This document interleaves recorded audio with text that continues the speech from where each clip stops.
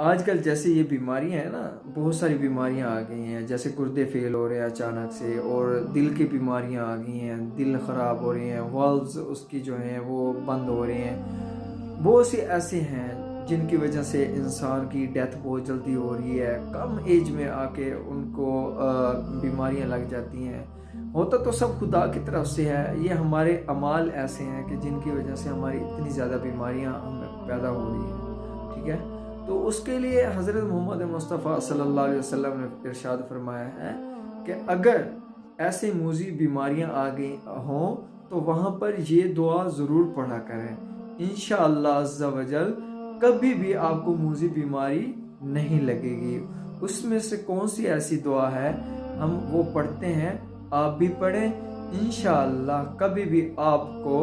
موذی بیماری نہیں لگے گی۔ دعا پڑھ لیں، اللہم آفنی فی بدنی، اللہم آفنی فی سمعی، اللہم آفنی فی بصری، لا الہ الا انت سبحانک انی کنت من الظالمین۔ یہ دعا پڑھنے سے 5 بار یہ پڑھیں